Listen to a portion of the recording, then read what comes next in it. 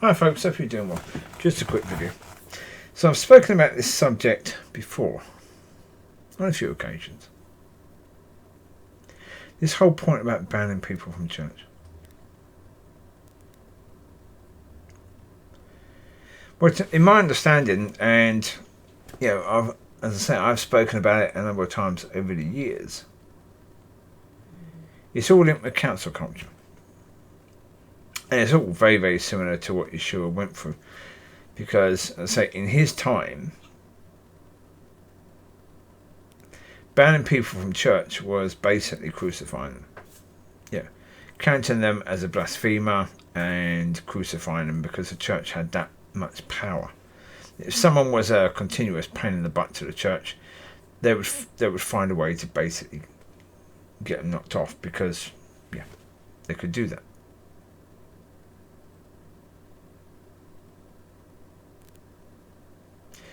So, now, in the end, in simple terms, it's a highly demonic activity. It was in that time. Yeah, obviously, the church doing that, lying about people, choosing, again, this whole point is, people choose to be offended. It's actually impossible to force somebody to take offence. You can't do it. You can't force people to take offence. Yeah. So people choose it. But that's the point. People choose it. And when people choose to be offended, we have pastors and associate pastors, whatever, rather than saying to the person, excuse me, you're an adult, get on with it. So someone says something you didn't like. Okay, speak to the person about it. What on earth are you coming to me about this for? Yeah, like Mrs. B, okay? I went into the church because the pastor had invited me to the Tuesday night meeting but not told me when or where. I went into the church the Sunday before, just after the service, thinking, okay, when the service is finished, I'll just pop in and ask him. And unbeknownst to me, she was there. Mrs. B. I didn't see her. Then on the Tuesday, the pastor came over to me after the Tuesday meeting and said, oh yeah, Mrs.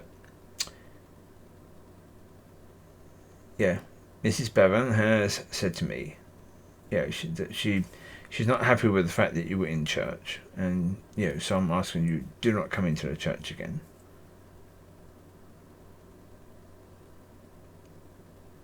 This woman is, about 36? About 36.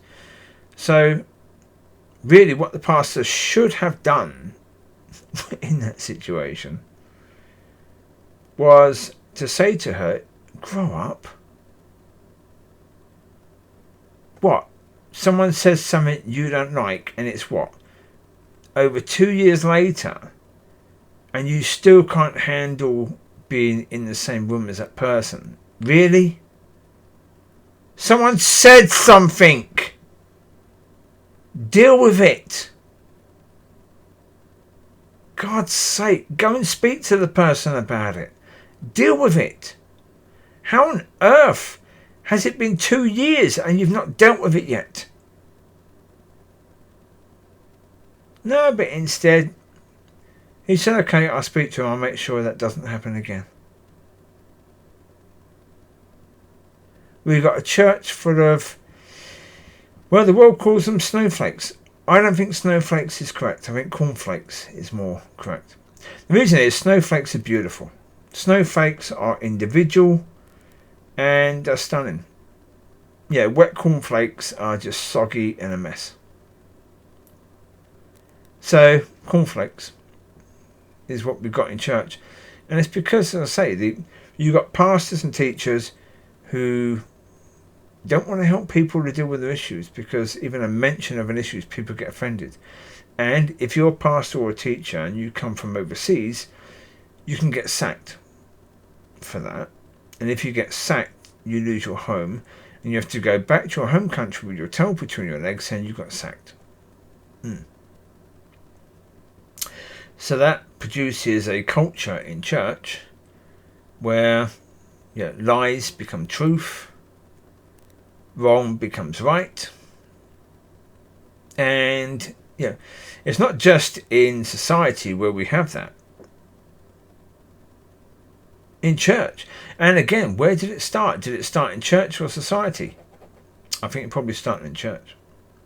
I think what we're seeing in society is starting in church. I don't think it's starting in society. I think this perversion started in church and started quite a while ago. And it's all down to fear. It's not down to faith. None of this is faith. It's all fear-led. But this is the point. But you go and speak to these people that ban people from church, right? They will say, according to their understanding, it is fundamental for salvation to be in a church, to have that fellowship with other believers. Now, that would be true if churches were useful and if fellowship in churches were of any use at all, but most cases they're not. But this is what they believe, not what I believe. If you believe that churches are fundamental to salvation, then when you ban people from church, you are saying you are happy with the idea that that person will spend eternity in hell. And they think they're doing God's work. Yeah. And for the people that give a thumbs down to messages like this, I've said to them, please comment. Come and tell me I'm wrong. They never do, because they can't. They can't tell me that that is wrong. Because they know that what I'm saying is correct. They know that this is not of God. They know that this is demonic. So they can't excuse the churches behaving that way. But they can't come and say the churches are wrong. You see? Yeah.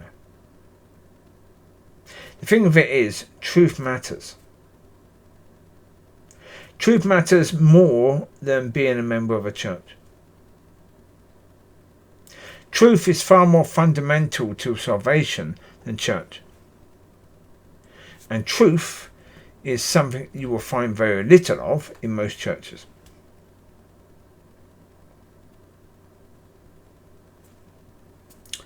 So, yeah. And all of that, that's my father's problem. It's not my problem. I can't fix that. He can. Because there's a lot of stuff that has to be done for people to be ready and to be willing for that to be fixed. And he can do that. I can't. And so, yeah. If people ask me, how do you fix it? Well, you don't. You let God prepare the way, because he has to. He knows exactly what needs to be done. I don't. So there you go. You take care. God bless. I'll speak to you soon. Be a blessing, be blessed, and have a fantastic rest of the week. Bye-bye.